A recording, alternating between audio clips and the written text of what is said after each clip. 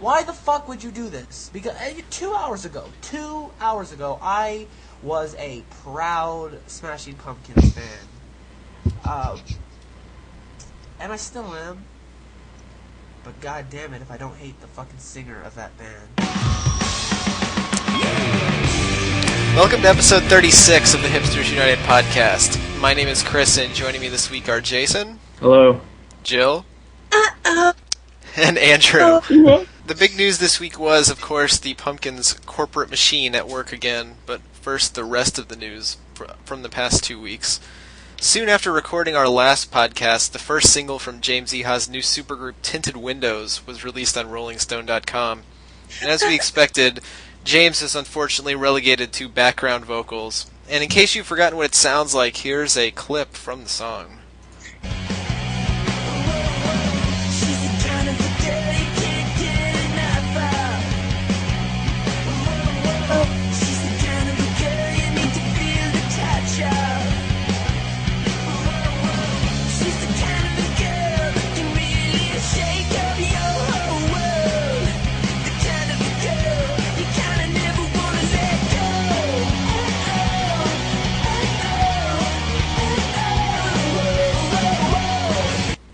So it's poppy, it's accessible, it's simplistic, it bears more than a passing resemblance to Adam Schlesinger's previous work, That Thing You Do. But Andrew, will Kind of a Girl be kind of a hit? Ha ha! See what I did there? Ooh, yeah. That's why we pay you the big bucks.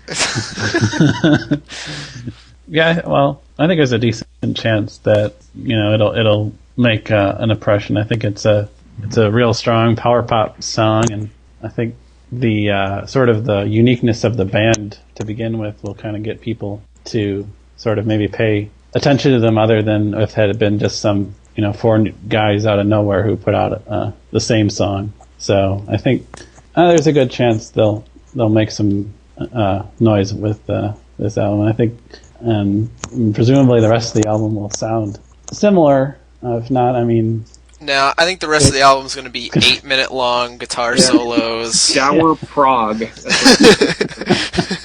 anyone freaked out a little by Taylor Hanson in the video? Featuring Tortoise.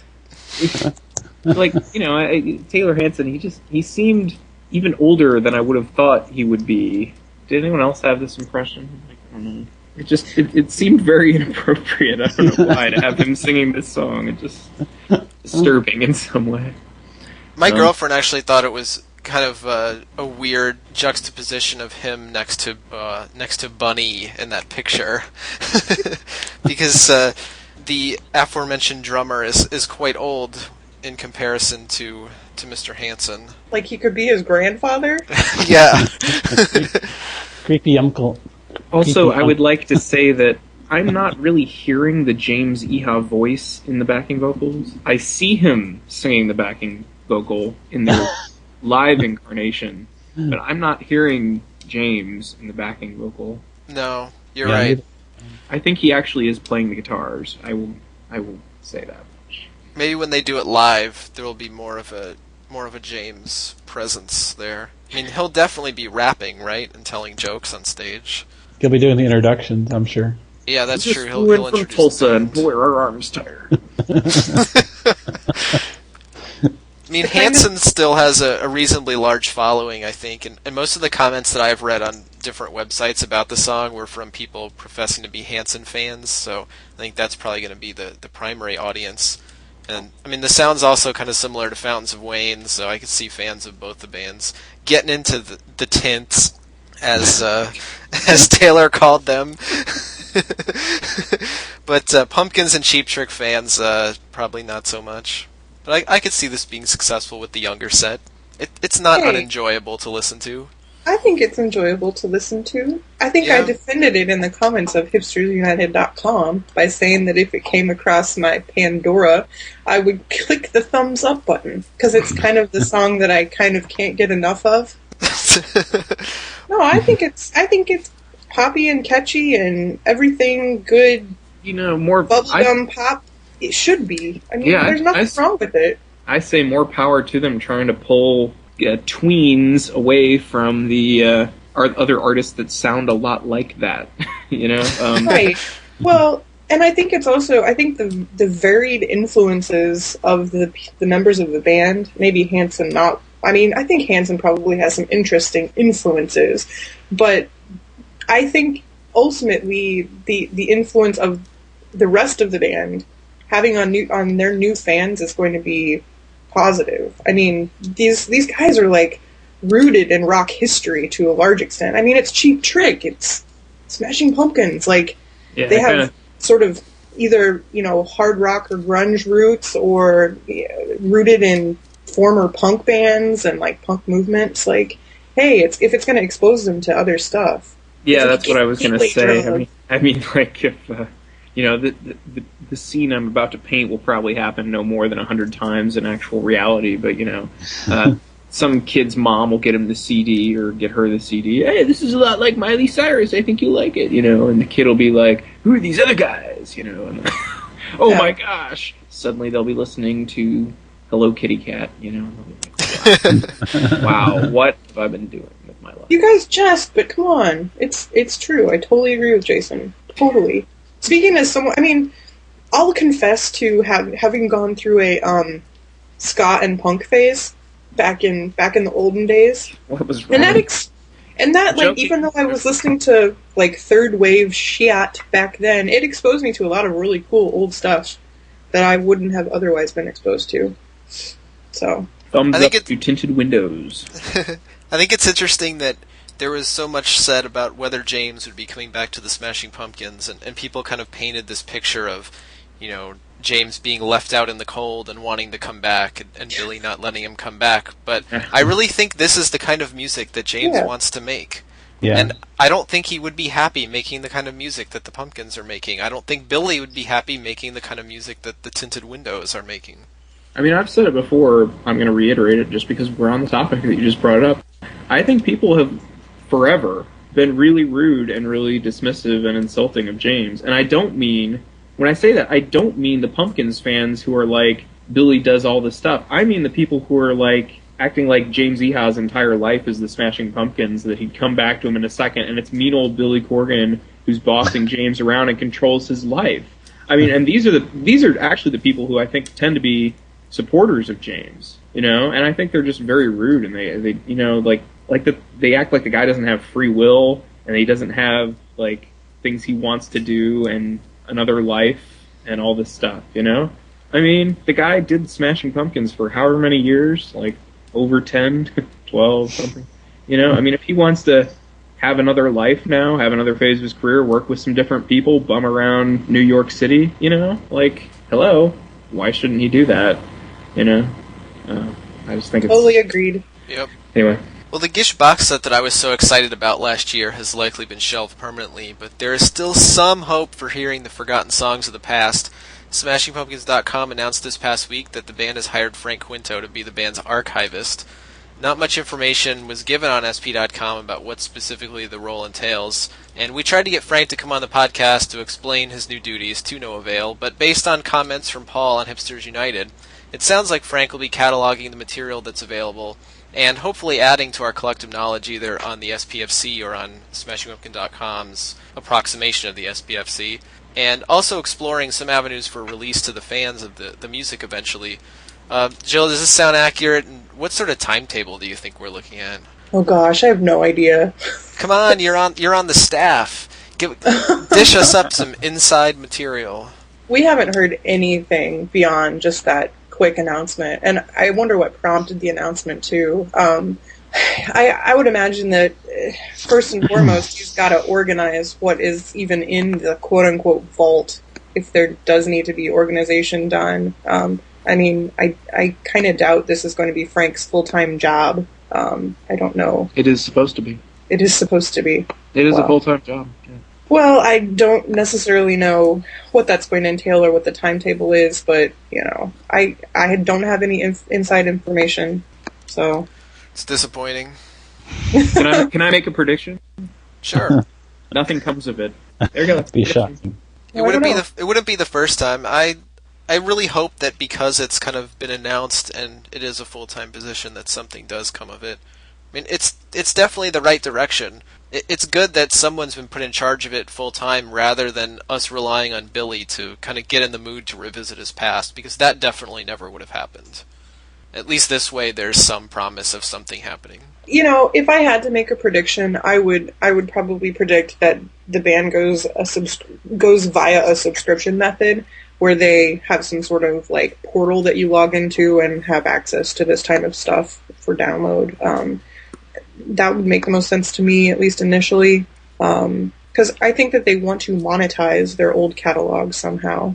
I know we're going to talk more later on the podcast about other avenues of monetization, but I really think that something will happen eventually. I don't know if this is the right route. I mean, when something got done recently, I'm thinking about livesmashingpumpkins.com right now, you know? Something got done, a bunch of stuff got delivered to us. How did that happen? The band partnered with an actual business who knows how to do this stuff. Now the band is partnering with a fan, one guy who's a fan, and, you know, like, he's taped some shows, you know? What is his expertise in selecting music and figuring out how to distribute it? I don't know of any that he has, you know? To be fair, though, the initial problem with what got released on livesmashingpumpkins.com was a lot of the tracks were broken in the wrong place and were mistitled. What? I'm not familiar with this at all. Yep. When the first shows got posted to Live Smashing Pumpkins. But, Chris, I don't mean to be rude, but who cares? I mean, we're talking about you're raising a completely trivial, like, problem they may have had. The fact is they distributed like 40 actual full-length shows. Compare this with that's distribution of something that's been hand-delivered to them in a final form, as opposed to, I mean, this stuff could be totally unlabeled in this vault. I'm contrasting the band working with professionals who know how to distribute music versus the band hiring a fan and giving them probably really not much direction. I mean, I'm talking about the probability that we're going to get anything ever. Live Smashing Pumpkins delivered the goods. I'm sorry the tracks were misbroken. You know, well, and they got fixed. Well, there you go. I mean, I really don't know the point. And I think I think the real prediction lies somewhere in between these two arguments. I would imagine that the band had to manage the relationship with Live Smashing Pumpkins more than they thought they were going to have to. So perhaps Frank is going to play some sort of mediation, role between the actual band's archive, whoever's going to master the recordings, and the company that actually produces them or distributes them, which might be the Live Smashing Pumpkins, might be something else. Wouldn't that be more likely? Because I don't think it's likely that he would be distributing or mastering or doing any of that. Yeah, so. well, yeah. Okay, well, those plans haven't been announced.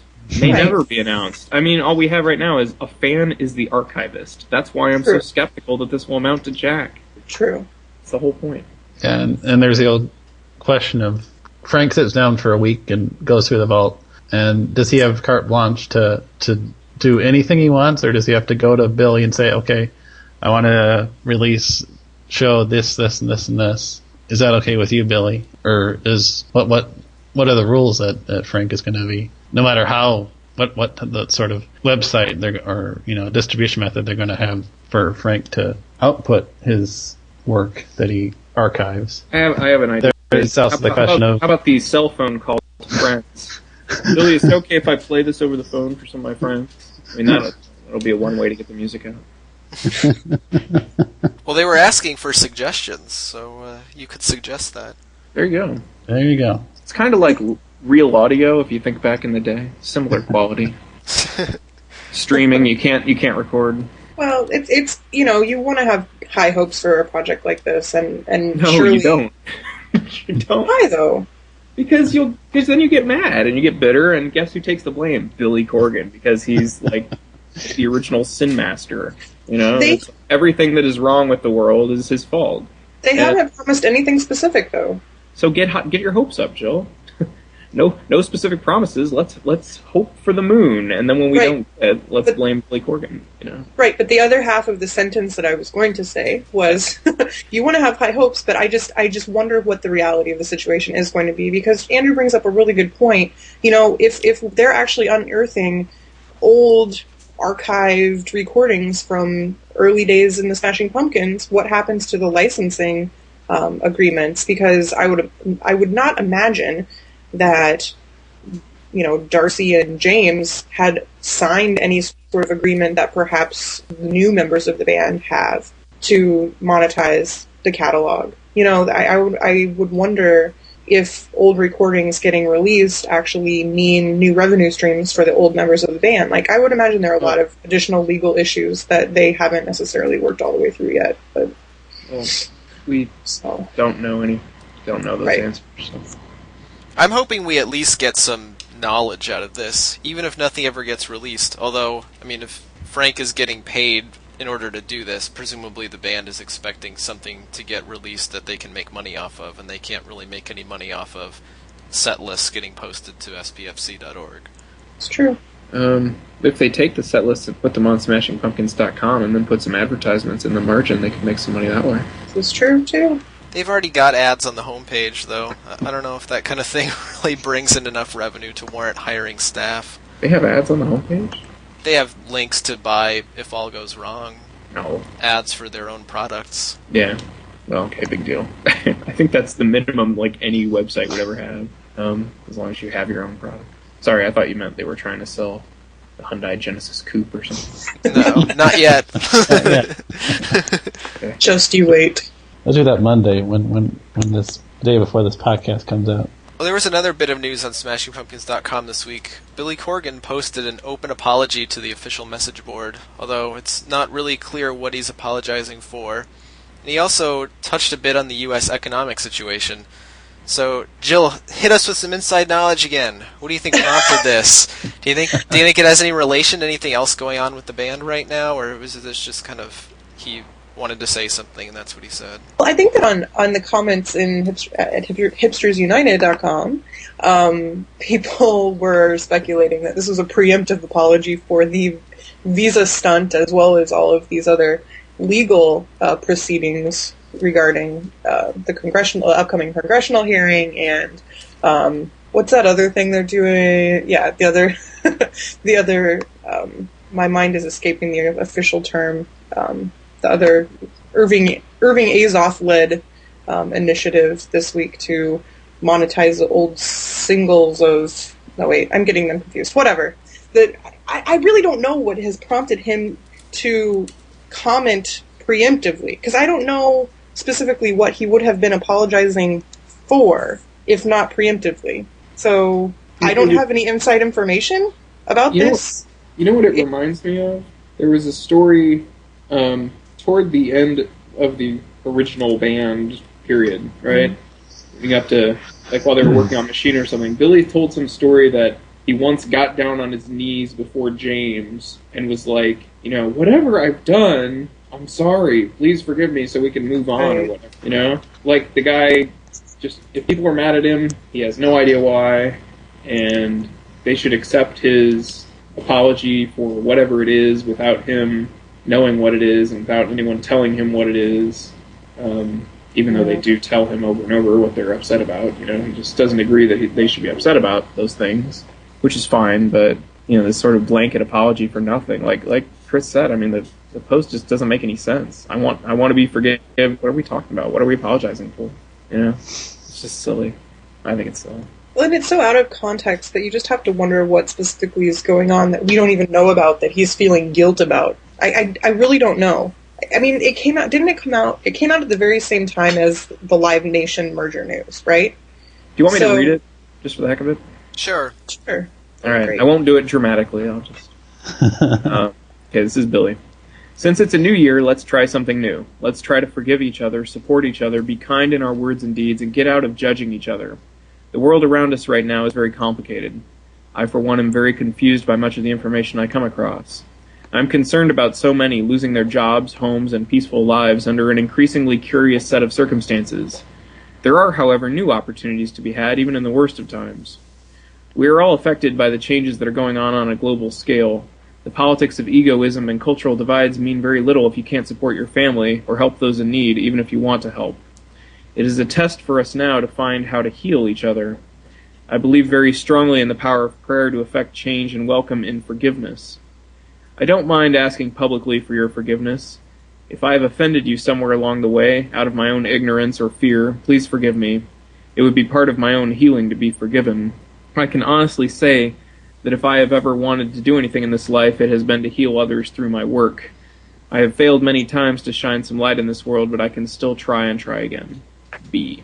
Do you think this goes back to our earlier comments on the last podcast about his understanding about the political being, the political and cultural thoughts that he's been having lately? I mean, clearly something is weighing heavily on him about the current economic state. I mean, that's almost what lends credence to it having something to do with the recent marketing activities, or with this House congressional thing that he's going to be attending, is because he does talk about the economy. Yeah. But nothing specific to link to it, just kind of general thoughts. Mm-hmm.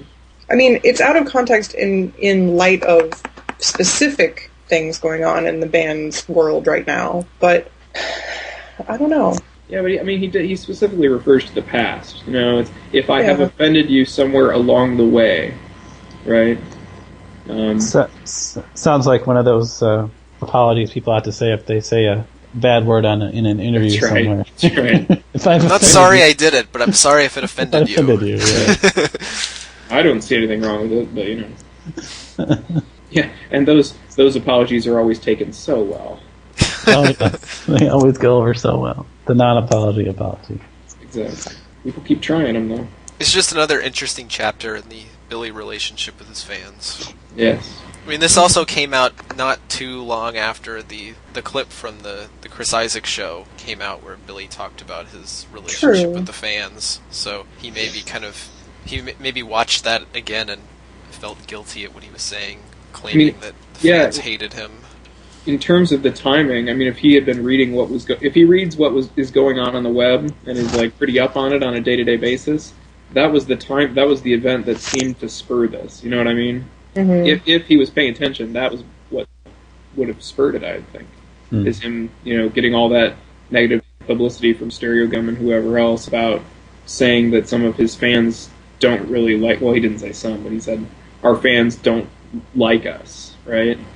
Which, as I don't know if I blogged this or if I commented it or what, but, I mean, it's long been very obvious to me that a lot of Pumpkins fans love the music and hate Billy Corgan. I mean, how many times have you seen that said or written? All the freaking time. So I think it's a very obvious statement for him to make, and yet a lot of people who aren't fans of the band, the typical indie music bloggers who are not Smashing Pumpkins fans, the Stereo Gum specifically said that what Billy said does not make any sense. That's what Stereo Gum said. It makes total sense. He was saying in so many words, they don't like me, but they have liked our music, Mm-hmm. That is just so common and true. I just don't understand how he can be said to be saying something that's even controversial. I mean, I feel like that statement is obvious. Yeah. But I don't know. Well, and this move is so typically Billy Corgan because I think that he's so unapologetic in some aspects and then totally out of the blue left field, like humbling or humbled in other aspects. And this is one of those sort of out of the blue moments. Although that is kind of appropriate for someone who's unapologetic to apologize not for something specific, but just in general. He's not admitting he's done anything wrong. A blanket apology. Yeah. Well, he doesn't, he would like us to get over whatever our problem is, and, he doesn't really know what it is.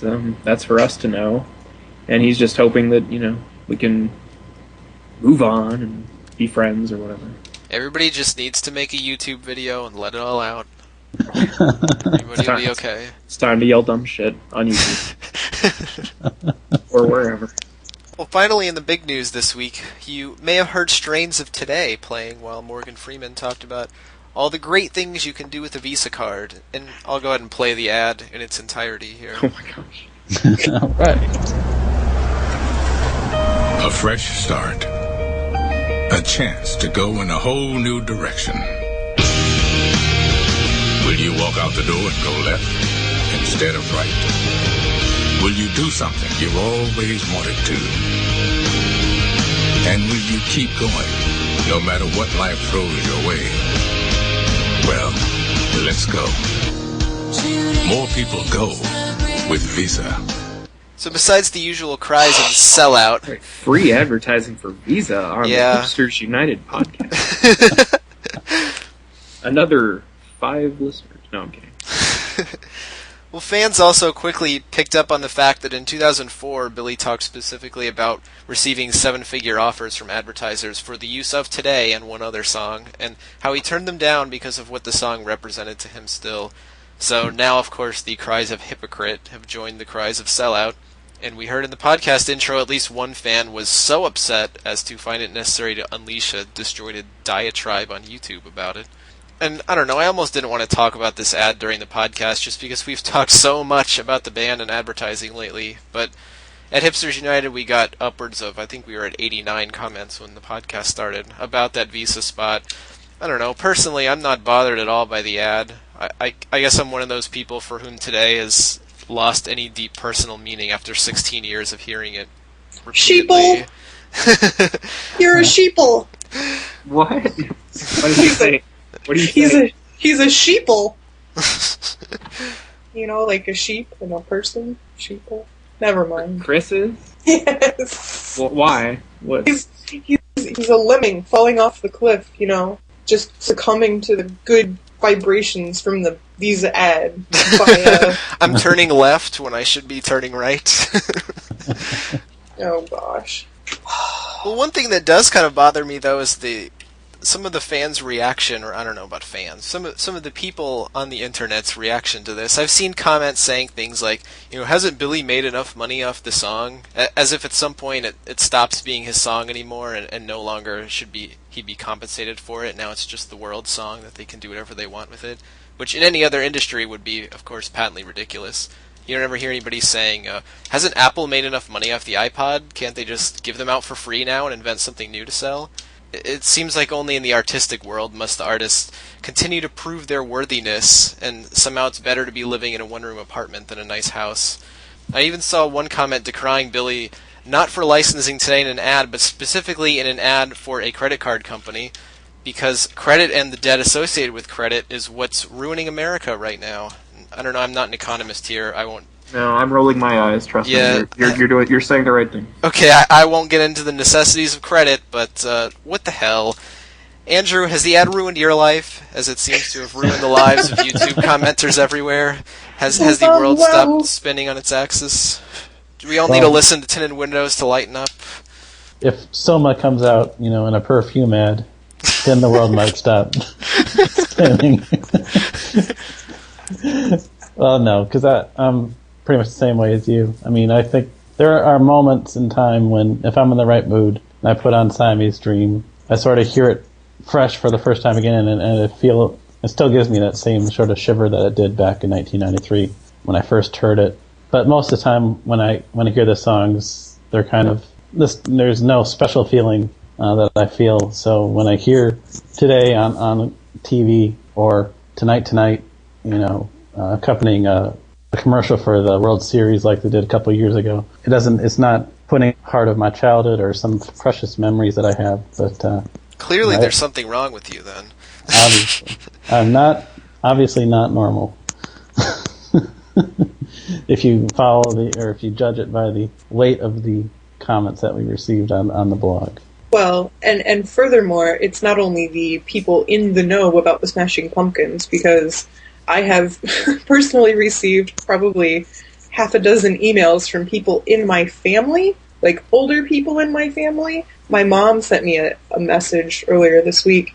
Hey, have you heard the Smashing Pumpkins soundtracks on the Visa commercials on TV? I think I've heard two. My dad sent me virtually, you know, the same message. So it's not only just the people who actually have emotional associations with the music, or did at one point, but I think it's a really recognizable song, so it makes it a little bit more complicated. Like, I haven't even talked... I'm not sure how I feel about it. There are certain aspects of it for me that they're not bothering me in a similar way that you and Andrew are sort of, you know, neutral about it, but on other levels, gosh, this move really bothers me. I know Jason has pretty strong feelings So I might let him go first to provide the counterpoint, the coherent counterpoint. I don't know. I'm more bothered by this than probably anything Billy's ever done commercially. And not because he's contradicting himself so much, because he contradicts himself all the time. He changes range. They get more of a pass from me when they say something and then later they decide to do something else, right? I feel like, again, it seems like it has something to do with Billy lumping all the fans into one at a given moment, right? Like the moment he makes... I speculated in the comments on the blog that maybe part of this comes out of anger. Like, that it's like, oh, well, all you people just think that my band is a nostalgia act, right? Well, here's your nostalgia, right? Take that, Which is, to anyone who, today meant a lot to, that is, look, in the future now, today isn't what it was. He's changed it. He's changed what today will be from now until the end of time. You may think that today is this static, unchanging thing, but it's not, And what came into your mind when today played 2 months ago is not what's going to come into mind when today plays going forward, And that's a heavy thing. And he did it, And he did it for cash. I talked before about how, the Hyundai commercial, the Super Bowl, I didn't have any problem with it because I said, look, this is as much a commercial for the band as it is for Hyundai. Right. He got the name of the band on it. He got his name on it. It was new music. It was about the band going forward. Free download. This has nothing to do with. It doesn't. It's purely about selling Visa, selling it via the positive associations people have with that song, and in the process, changing what associations people will have with that song going forward, and just for money. And it's a lot of money. And so, I want to mitigate this. It sounds like I'm really on his case, and I'm not totally. But I feel like, there's some truth to the idea that, okay, yes, Billy created today, right? And obviously none of this happens without him. But, at least part of what happened in the nexus of events that made today hugely successful is that a lot of people heard it and liked it, So the listeners have something to do with the fact that today is hugely successful.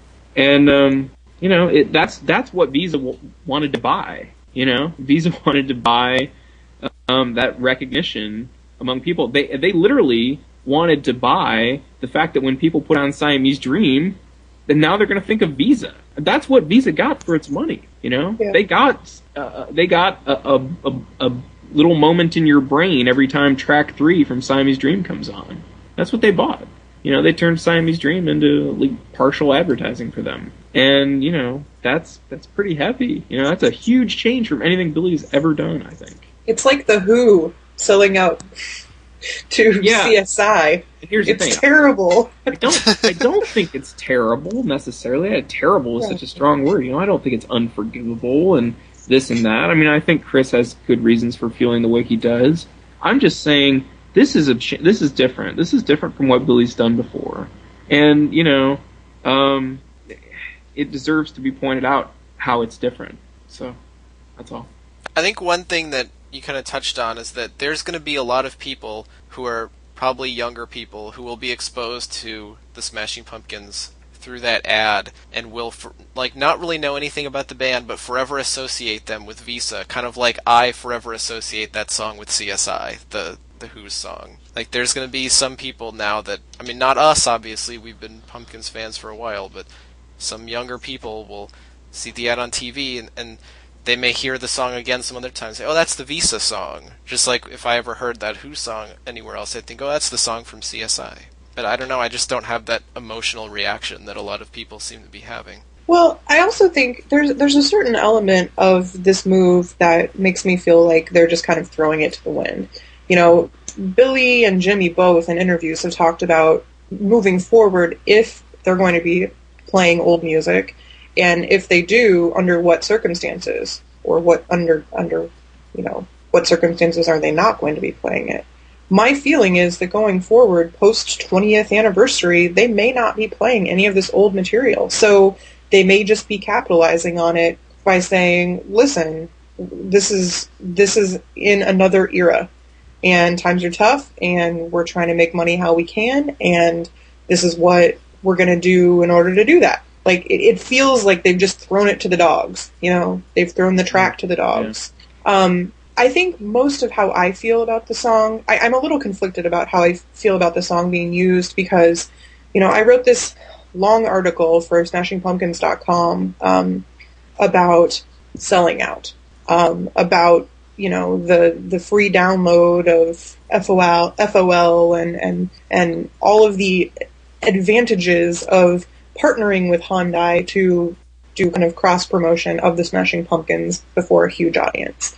So in this particular instance, I think the ad placement for this Visa commercial has been in a really I don't know that it's exactly the same demographic or exactly the same distribution as FOL, as the Hyundai commercial, but this ad premiered in huge ad spots, you know, during American Idol, during Lost, like during one of the last, you know, known episodes of Lost. Visa paid big bucks for it, and they think it's a lot. You know? And they're using it in multiple spots. Down 6 figures or 7 figures for a song, and then don't really make your money off it. And right. 6 or 7 figures for the song, plus whatever they had to pay Morgan Freeman. Right. I mean, that's what blows my mind. They probably had to spend a fortune on this ad for what? Like, from Visa's perspective. For a long time. I do think. So, I mean, they're debuting it in premium ad spots. It's getting a lot of viewership, but that's where it basically stops. The comparison stop between this ad and the other FOL Hyundai ad, because, like Jason was saying, they're not getting their name plastered up there. They're not getting, you know, a cross promotional kickback. However, you know, in my article for SmashingPumpkins.com, I made the argument kind of via Henry Rollins that selling out is when you make the album, you know, when you're making an album that you didn't want to make or that's sort of compromised. This is like, you know, this song is what? It debuted in 92, 93, 92, right? In their live shows. In concert, yeah. This song is 17 years old. So there's no question that he made the song the way he wanted to make the song way back when. But the eventual use of it is really kind of bastardizing what it meant at the time. And that's perfectly fine. I actually had a conversation with a coworker of mine this week about it, he's been a fan. You know, he's seen Zwan, and I think he's seen the Pumpkins once or twice.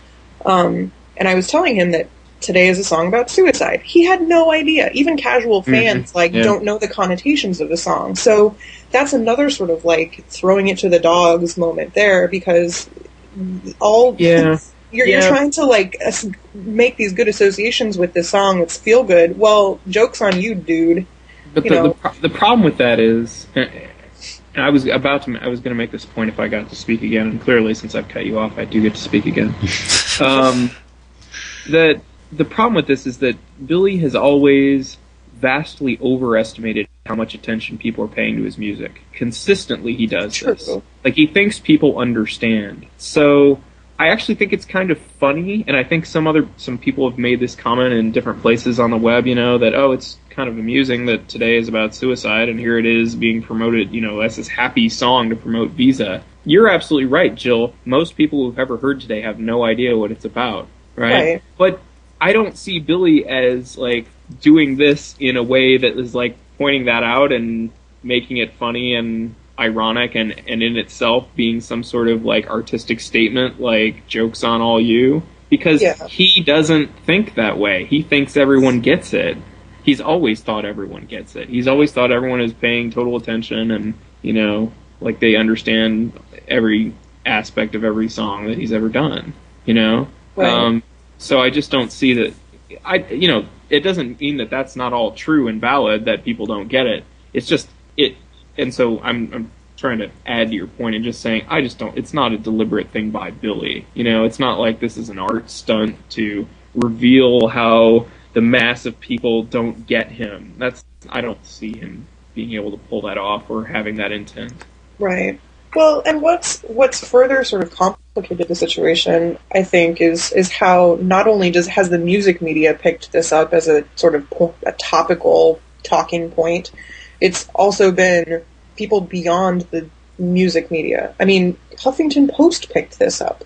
Like, they have a White House course speculating about the Smashing Pumpkins selling out via a song that's 17 years old.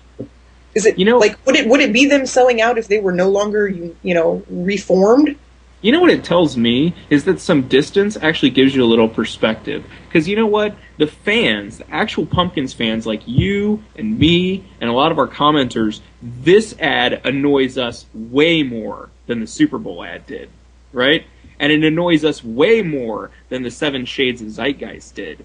And yet, the indie music press has not really played this up as much as they played up those.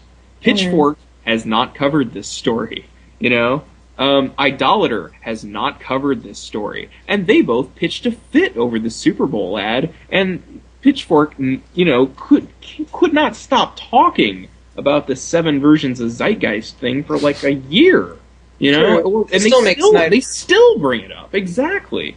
Meanwhile, the casual fan could give a shit, right?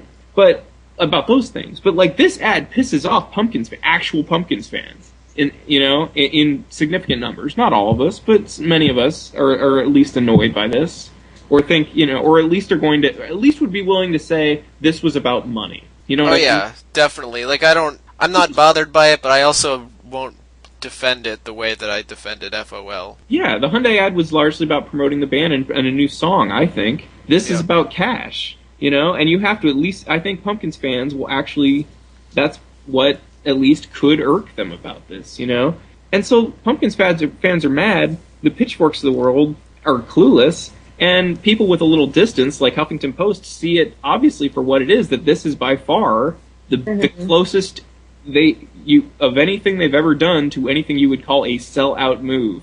Right. Huffington Post nailed it, frankly. They nailed it. Well, and what's even funny... Out of anything the Pumpkins have ever done, this is the sellout moment, And the fans know it, and Huffington Post knows it. Pitchfork doesn't know it. Just True. And what's even funnier to me is that the people on these sort of non-music blogging sites, or the more mainstream, via the real news sites like Huffington Post, have actually, their commenters get it. Like, they're, even though they may not be Pumpkins fans from, all appearances at least, they actually have made some pretty dead-on comments about the motives of moves like this.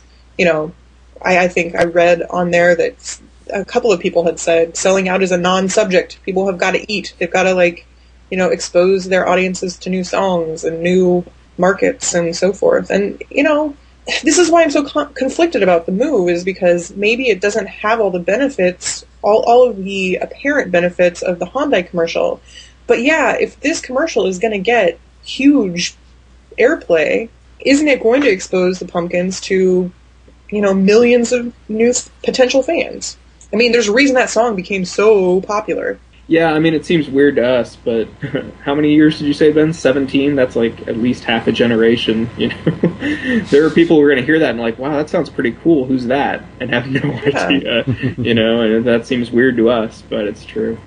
I thought about that, but it doesn't even... I can't even defend it for that, though, because you don't even really hear Billy's voice until the end. It's not even a good use of the song if you were trying to showcase the band at all. No, I agree. I'm just saying potentially... Probably about as many people as the people I said would hear Tinted Windows and be like, I want to check out the drummer's old band. But you never know. I mean, commercials have launched a lot of, buzz things recently that I don't know if bands even expected, Yeah. Did Hum get a sales boost from that quote-unquote hot chick turning her car on? It's been about the same amount of time since that song came out. I didn't see the Hum sells out. I'm scrolling through some of the some of the comments at Huffington Post, and some of them are pretty hilarious. This commenter Megley says, "At least I'd rather hear the Pumpkins in a commercial than those stupid freecreditreport.com jingles." Aw, those are funny. Well, and that's the thing. It's such a recognizable song that, my parents are emailing me to say, "Hey, did you hear the new song?" Like, they even associate some sort of emotion with it. So, I don't know. They're kind of hip. Your parents? Or totally out of touch. One of the two. They're with it? I don't know. So. Before we move on, one interesting factoid. VISA actually stands for Visa International Service Association. It's a recursive acronym. Ha ha! You are hitting on all cylinders tonight, Chris. Well, enough talk about business. Andrew, what happened this week in Pumpkins history? Yeah, we're gonna pretend like we were doing this podcast last week and say that this is the anniversary of Machina's being released. It's actually released on leap year day of 2000, February 29th, which, had we done a podcast last week, would have been right on schedule, but we're cheating because there's really not much else in March to talk about. But so we've got everyone's other favorite Smashing Pumpkins concert album, the grossly misunderstood Machina. Should we talk about the Machina mystery again? Chris, I thought you were working on getting us glass for the next podcast. Is it more or less misunderstood than Melancholy and the Infinite Sadness? Ooh. Yeah. Well, as we've talked about before, they sort of started making it they sort of didn't let us in on the joke that it was a concept album, even though they wrote it as a concept album, and we speculated on why that might have been, because maybe Darcy left. Later on, in the months after the album came out, when the pieces of the Machina mystery, the cartoon and all the chapters of the story of June, or whatever it was called, sort of trickled out and made for lots of interesting discussion board topics as the time went on. Wild speculation, and then 2, 3 or 4 months, I guess it was 3 months later, they announced they were breaking up, and that sort of took that changed the focus of the conversation on the O boards. But certainly was if you go way back to when what we first heard about, or the first rumors of what the Machina was going to be, was going to be, according to their manager, the greatest fucking rock album of all time. And he was right. The first track certainly. This guy's pretty. The first track sort of gave that impression, sort of was answering that statement, I think. But Raindrops and Sun Showers, not so much. Then they went into Raindrops and Sun Showers, and then became a sort of a new ordery techno pop album, and then they went into the Stand Inside Your Love, where you had your buzz ballad style rock love song. So, what about track 4, Andrew? Well, let's keep going.